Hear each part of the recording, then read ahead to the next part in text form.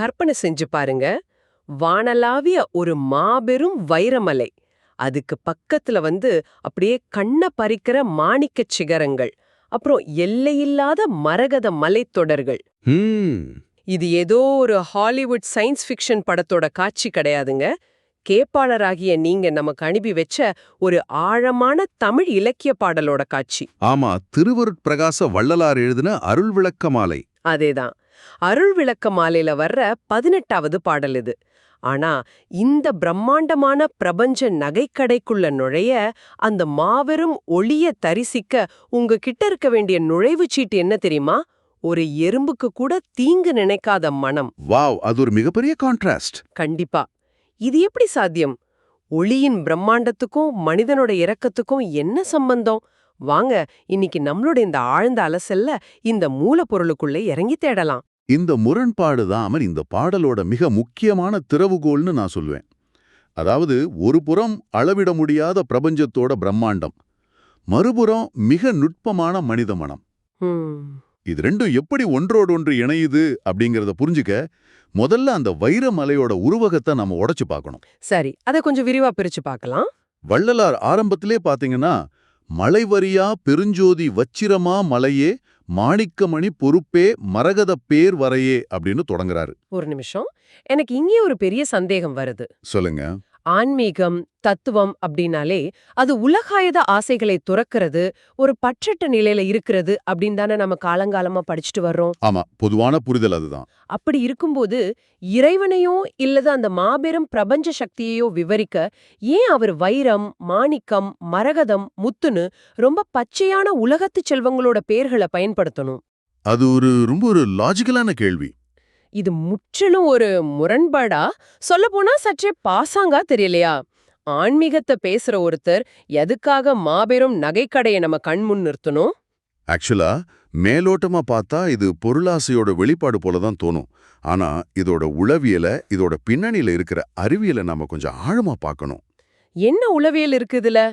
மனித மூளைக்கு எல்லையற்ற ஒண்ண, அதாவது இன்ஃபினிட்டிய புரிஞ்சுக்க முடியாது. வடிவமற்ற ஒரு மாபெரும் சக்தி அப்படின்னு சொன்னா நம்ம மனம் அதை ஒரு வெற்றிடமா தான் கற்பனை செய்யும். ஓ, பிளாங்க் ஆயிடும். எக்ஸாக்ட்லி. அந்த எல்லையற்ற தன்மையை புரிஞ்சுக்க நமக்கு ஒரு ரெஃபரன்ஸ் பாயிண்ட் தேவைப்படுது. இங்க வள்ளலார் வைரத்தையும் மாணிக்கத்தையும் செல்வத்தோட குறியீடா பயன்படுத்தல. பின்ன எதுக்காக பயன்படுத்துறாரு? அதோட பௌதிக தன்மைகளுக்காக பயன்படுத்துறாரு. அதோட பிசிக்கல் ப்ராப்பர்ட்டிஸ். பௌதிக தன்மைகளா? அதாவது அந்த கற்களோட குணங்களை சொல்றீங்களா? ஆமா. இப்ப வைரத்தோட தன்மை என்ன? அது உலகிலேயே மிக கடினமான, எதலாலும் ஊடுருவ முடியாத ஒரு பொருள். ஆனா தன்னுள் விழும் ஒளியை பல மடங்கா பிரதிபலிக்கும் தன்மை கொண்டது. வாவ், ஆமா.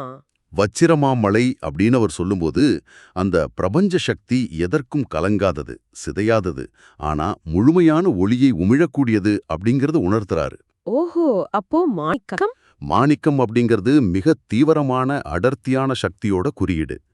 மரகதம்ங்கிறது எல்லையற்ற பசுமையின், அதாவது முடிவற்ற உயிரோட்டத்தோட குறியீடு. புரியுது. இது ஏதோ கழுத்துல அணியிற நகை கிடையாது. தேவர்களாலேயே நெருங்க முடியாத ஒரு மாபெரும் ஆற்றல் தலம்.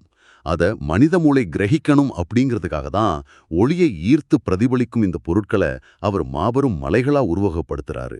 ஓ, இப்பதான் தெளிவா புரியுது. நம்ம வைரத்தோட விலைய பாக்குறோம், அவர் அதோட ஒளியையும் உறுதியையும் பாக்குறாரு. அதேதான். சரி, இந்த மலைகளோட பிரம்மாண்டத்தை அவர் விளக்கிட்டாரு. தேவர்களாலேயே நெருங்க முடியாத, அளவிட முடியாத ஒரு பேரொளி இதுன்னு சொல்றாரு. ஆனா இங்கதான் விஷயம் ரொம்ப சுவாரஸ்யமாகுது. அதுக்கப்புறம் வர்ற அந்த எதிர்பாராத திருப்பம் இருக்கு இல்லையா? ஆமா, அந்த 5வது வரி. கொலையறியா குணத்தோர்த்தங் கூட்டுறவே அப்படின்னு அவர் சொல்லும்போது ஏன் மூளை கொஞ்சம் தடுமாறுது. ஏன் அப்படி சொல்றீங்க? இவ்ளோ பெரிய பிரபஞ்ச வடிவவியலை பத்தி, காஸ்மிக் ஜியோமெட்ரிய பத்தி பேசிட்டு இருந்தவரு திடீர்னு மனிதர்களோட அன்றாட அறமான அஹிம்சை அல்லது கொல்லாமை அப்படிங்கிற நிலைக்கு பாயறாரே, இது ஒரு திடீர் பாய்ச்சலா தெரியலையா? இது ஒரு முக்கியமான கேள்வியை எழுப்புது. பிரபஞ்ச எல்லைகளுக்கும் நாம சக உயிர்கள் கிட்ட காட்டுற இரக்கத்துக்கும் என்ன தொடர்பு இருக்க முடியும்? இதுதான் நம்ம வியந்து பார்க்க வேண்டிய இடமே. நீங்க கேட்டீங்க இல்லையா, விண்ணவர்களாலேயே நெருங்க முடியாத அந்த வைரமலைய மனிதர்கள் எப்படி தொடர்றதுன்னு. ஆமா, அதற்கான மெக்கானிசம், அதாவது இயங்கும் முறையத்தான் அவர் இங்க விளக்குறாரு. கொல்லாமை அல்லது அகிம்சைய நாம வழக்கமா ஒரு ஒழுக்க விதியாவோ பாவ புண்ணிய கணக்காவும் தான் பார்க்கறோம். அப்படிதானே சொல்லி கொடுத்திருக்காங்க. ஆனா வள்ளலாரோட பார்வையில அது ஒரு அறிவார்ந்த கருவி, ஒரு எபிஸ்டிமலாஜிக்கல் டூல். இத கொஞ்சம் உளவியல் ரீதியா அணுகுவோம். நீங்க ஒரு உயிரை துன்புறுத்துறீங்க அல்லது அழிக்கிறீங்கன்னா அங்க என்ன நடக்குது? அங்க வன்முறை நடக்குது, வலி ஏற்படுது. அதற்கும் மேலாக அங்க ஒரு பிரிவினை நடக்குது. நான் வேறு, இந்த உயிர் வேறு அப்படிங்கிற ஒரு இடைவெளி. ஓ, கரெக்ட். என் தேவைக்காக அல்லது என் கோபத்துக்காக இதை நான் அழிக்கலாம் அப்படிங்கிற ஒரு மாபெரும் அகந்தை, ஈகோ அங்கே உருவாகுது. இந்த அகந்தை இருக்கும் வரை உங்க மனம் ஒரு குறுகிய வட்டத்துக்குள்ள சுருங்கிடுது. அந்த நிலையில உங்களால எப்படி ஒட்டுமொத்த பிரபஞ்சத்தையும் பிரதிபலிக்கும் அந்த வைரமளியை பார்க்க முடியும்? ஆஹா, அப்போ நீங்க சொல்றது வன்முறை அப்படிங்கிறது அடிப்படையில எல்லையற்ற பிரபஞ்சத்தோட நமக்கு இருக்கும் இணைப்பை துண்டிச்சிடும் ஒரு செயல்ங்கிறீங்களா? துல்லியமா அதான் சொல்றேன். கொலை அறியா குணம் அப்படிங்கிறது வெறுமனே கத்தி எடுக்காம இருக்கிறது மட்டும் கிடையாது. அப்புறம் சொல்லாலோ செயலாலோ மனதாலோ எந்த ஒரு உயிருக்கும் தீங்கு நினைக்காத ஆழமான இரக்கம். நீங்க ஒரு வாடிய பயிரை பார்த்து பரிதவிக்கும் போது நான் வேற, இந்த பயிர் வேற அப்படிங்கிற எல்லை உடையுது. வாவ், உங்களோட மனிதத்தன்மை விரிவடையுது. அந்த எல்லையற்ற இரக்கத்தின் மூலம் உங்க மனம் ஒரு மாசற்ற கண்ணாடியா மாறுது. அந்த தூய்மையான கண்ணாடியில மட்டும்தான் அந்த பிரபஞ்ச பேரொளி, அந்த பெருஞ்சோதி பிரதிபலிக்கும். ரொம்ப ஆழமான சிந்தனை இது. இதை ஒரு எளிய உதாரணத்துல சொல்லணும்னா, ரேடியோல சரியான அலைவரிசைய, அதாவது ஃப்ரீக்வன்சியை டியூன் செய்யறது போல தான் அது. அருமையான ஒப்பீடு. அதாவது அந்த பேரொளி எப்போதுமே ஒளிச்சுக்கிட்டே தான் இருக்கு. ஆனா நம்ம மனதோட இரக்கம் அப்படிங்கிற அலைவரிசையை நாம சரியா டியூன் செஞ்சா மட்டும்தான் அது நமக்கு கேட்கும். எக்ஸாக்ட்லி. அப்படி டியூன் செஞ்சவங்க கூடுற இடத்துல தான், அதாவது அந்த கூட்டுறவுல தான் அந்த உண்மையை உணர முடியும். சரி, இந்த இரக்கத்தின் மூலம் நாம அந்த பேரொளிய உணர்ந்துட்டோம்னு வெச்சுக்குவோம். சரி, அங்க என்ன நடக்குது? அந்த பிரபஞ்ச நிலை எதனால் ஆளப்படுது? அடுத்த வரிகள்ல அருட்செங்கோல் நடத்துதின்றதனிக் கோவே அப்படின்னும், மெய்யறிவால் நிலையறிந்தோர் போற்று மணிமன்றில் நடத்தரசே அப்படின்னும் வருது. ஆமா. எனக்கு இந்த செங்கோல் அப்படிங்கிற வார்த்தையில கொஞ்சம் நெருடல் இருக்கு. என்ன நெருடல் அது? செங்கோல் அப்படின்னாலே ஒரு அரசனோட கையில இருக்கிறது. அது அதிகாரத்தோட, சட்டத்தோட, சில நேரங்கள்ல அச்சத்தோட குறியீடு. நீங்க சொல்றது புரியுது. இதனாலதான் வள்ளலார் வெறும் செங்கோல் அப்படின்னு சொல்லாம அருட்செங்கோல் அப்படின்னு ஒரு வார்த்தையை பயன்படுத்துறாரு. ஓ, அருட்செங்கோல். ஆமா, உலகத்து அரசர்களோட செங்கோலுக்கும் இந்த அருட்செங்கோலுக்கும் உள்ள வித்தியாசத்தை நாம் ஒரு நவீன அறிவியல் உதாரணம் மூலம் புரிஞ்சுக்கலாம். சொல்லுங்க. உலகத்து சட்டங்கள் எல்லாமே பயத்தை அடிப்படையா கொண்டவை. நீ இதை செய்யலைன்னா உனக்கு இந்த தண்டனை அப்படிங்கிற மாதிரி. இது ஒரு விதமான செயற்கையான அழுத்தம். ஆனா ஈர்ப்பு விசையை எடுத்துக்குங்க, கிராவிட்டி. ஓகே. அது பிரபஞ்சத்தோட அத்தனை கோள்களையும் ஒன்றோடு ஒன்று இணைச்சு சரியா இயங்க வைக்குது. அது யாரையும் மிரட்டுது கிடையாது, தண்டிக்கிறது கிடையாது. நிஜமாவே ஒரு புது கோணம் இது. அது இயல்பாகவே எல்லாவற்றையும் அரவணைச்சு தம் பாதையில வைக்குது இல்லையா? அதுதான் அருட்செங்கோல். அருமையான விளக்கம். அப்படியானா அருட்செங்கோல் அப்படிங்கிறது ஒருத்தரை தண்டிச்சு வழிக்கு கொண்டு வரது கிடையாது. அது ஈர்ப்பு விசை போல எல்லாவற்றையும் அன்பால, அருளால ஒன்றிணைச்சு இயங்க வைக்கும் ஒரு இயற்கை விதிங்கிறீங்க. முற்றிலும் உண்மை. அதிகாரத்தால் நடப்பது ஆட்சி, அருளால் நடப்பது அரவணைப்பு. எந்த உயிரையும் கொல்லாத, துன்புறுத்தாத மனம் கொண்டவங்க வாழ்ற அந்த தளத்துல சட்டங்களுக்கு வேலை இல்ல. அங்கு எல்லாமே அருளால தான் வழி நடத்தப்படும். கண்டிப்பா. அதத்தான் அருட்செங்கோல் நடத்துகின்ற தனிக்கோவே அப்படின்றாரு. மேலும் முதல் 4 வரிகள்ல அவர் பிரம்மாண்டமான வைரங்களாவும் மாணிக்கங்களாவும் விவரிச்ச அதே ஒளியானது இப்ப இறைவன் நடனமாடும் ஒரு மணிமன்றமா, அதாவது ஹால் ஆஃப் ஜெம்ஸா உருமாறுது. அந்த நவரத்தினங்கள் எல்லாம் இப்போ ஒரு நடன மண்டபமா மாறிடுச்சு. ஆமா, அங்க ஒரு மாபெரும் பிரபஞ்ச நடனம் நடக்குது. ஆனா அந்த நடனத்தை எல்லாராலையும் பாத்திர முடியாது இல்லையா? அதனாலதான் மெய்யறிவால் நிலையறிந்தோர் போற்றுமணி அப்படின்னு குறிப்பிட்டிருக்காரோ. ஆமா, அது ரொம்ப முக்கியமான வரி. இங்க மெய்யறிவு அப்படின்னு அவர் எது சுட்டி காட்டுறாரு? நிறைய புத்தகங்களை படிச்சு பட்டம் வாங்குறதையா? கண்டிப்பாக இல்லை. நிறைய புத்தகங்களை படிக்கிறது அப்படிங்கிறது தரவுகளை சேகரிக்கிறது, டேட்டா கலெக்ஷன். மெய்யறிவு அப்படிங்கிறது முற்றிலும் வேறுபட்டது. இப்படி சொல்றீங்க? மெய் அப்படின்னா உண்மை, அறிவு அப்படின்னா உணர்தல். தற்காலிகமான உலக மாயைகளை தாண்டி நிலையான உண்மைய அனுபவபூர்வமா உணர்றது தான் மெய்யறிவு. ஓஹோ. இதை இன்னும் எளிமையா சொல்லணும்னா, நான் ஒரு கடலை பத்தி 100 புத்தகங்கள் படிச்சிருக்கலாம், அது வெறும் அறிவு. ஆமா. ஆனா அந்த சமுத்திரத்துல இறங்கி அதோட அலைகளின் குளிரையும் உப்பொழுக்கையும் என் தோளால் உணரும்போது நான் அந்த சமுத்திரத்தோட ஒரு பகுதி அப்படிங்கறத உணர்றேன் இல்லையா? வாவ், ஆமா. அதுதான் மெய்யறிவு. அந்த நிலையை அடைஞ்சவங்களால மட்டும்தான் இரக்கத்தோட உச்சத்துல நின்று அருட்செங்கோலின் கீழ் நடக்கும் அந்த பிரபஞ்ச நடனத்தை புரிஞ்சுக்கவும் போற்றவும் முடியும். அதாவது பார்வையாளரா இருக்கிறவர் அறிவுடையவர், தானும் அந்த நடனத்தோட ஒரு அங்கம் அப்படின்னு உணர்ந்தவர், மெய்யறிவு பெற்றவர். அதேதான். எவ்வளவு அழகான முற்போக்கான சிந்தனை இது. சரி, இவ்வளவு பிரம்மாண்டமான ஒரு தரிசனத்தை பார்த்த பிறகு அந்த பேரொளிக்கு முன்னால நின்னும் ஒரு மனிதன் என்ன செய்ய முடியும்? அவனோட ரியாக்ஷன் எப்படி இருக்கும்? இதத்தான் பாடலோட கடைசி வரியில நின்னடி பொன் மலர்களுக்கென் நெடுஞ்சொல் அணிந்தருளே அப்படின்னு முடிக்கிறாரு. இத நான் படிக்கும்போது எனக்கு ஒரு விசித்திரமான காட்சி தான் நினைவுக்கு வருது. எந்த மாதிரியான காட்சி? கற்பனை செஞ்சு பாருங்க. பிரபஞ்சத்திலேயே மிக உயர்ந்த விலைமதிப்பற்ற ஒரு மாபெரும் வைரமலை. உங்களை சுற்றிலும் கண்ணை பறிக்கும் ஒளியும் எல்லையற்ற அருளும் நிரம்பியிருக்கு. சரி. முன்னால நிக்கிறீங்க. அந்த பிரம்மாண்டத்துக்கு பரிசளிக்க உங்ககிட்ட ஏதாவது இருக்கான்னு தேடுறீங்க. கடைசியில உங்க சட்டப்பையில இருந்து கையால எழுதப்பட்ட ஒரு சின்ன காகிதத்தை எடுத்து கொடுக்கறீங்க. இந்த சொற்களை வச்சுக்கோ அப்படின்னு.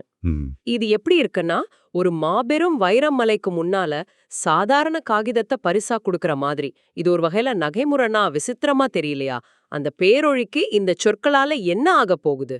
இது ஒரு மிக அழகான முரண், பியூட்டிஃபுல் பாரடாக்ஸ்னு சொல்லலாம். இதுதான் பக்தியோட சரணடைதலோட உச்சகட்டம். நீங்க சொன்னது போல பிரபஞ்சத்தையே படைத்த அந்த சக்திக்கு, அத்தனை வைரங்களையும் மாணிக்கங்களையும் தன்னுள் அடக்கிய அந்த பேரொழிக்கு நாம கொடுக்கக்கூடிய எந்த பொருளும் ஒரு பொருட்டே இல்ல.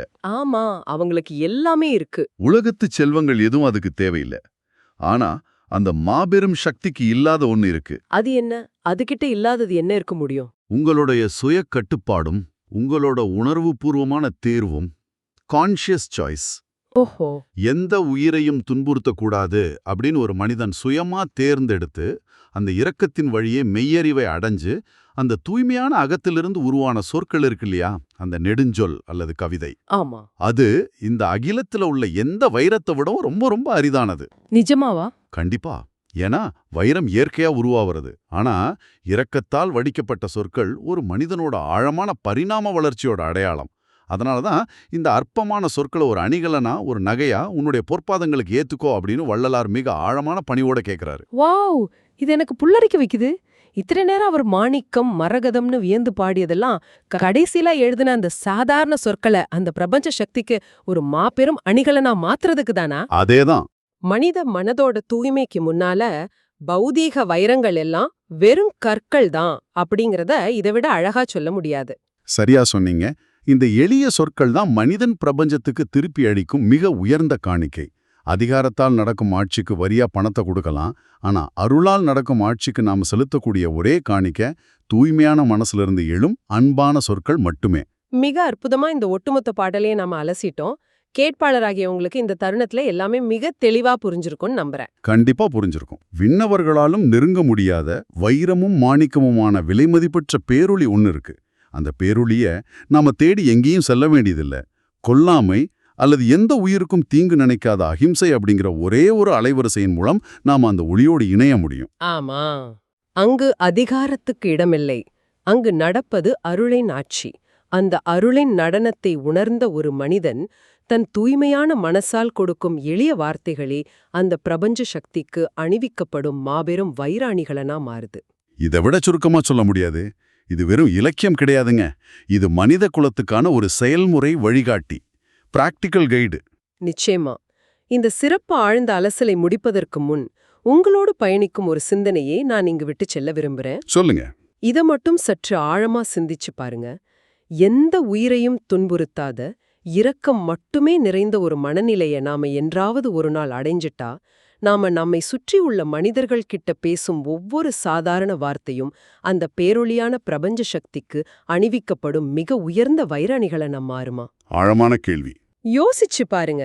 நாம தினமும் எவ்வளவோ சொற்களை பயன்படுத்துறோம். அந்த அன்றாட சொற்களை கோபமோ பொறாமையோ இல்லாத தூய்மையான வைரங்களா மாற்ற இன்னைக்கு நீங்க என்ன செய்ய போறீங்க?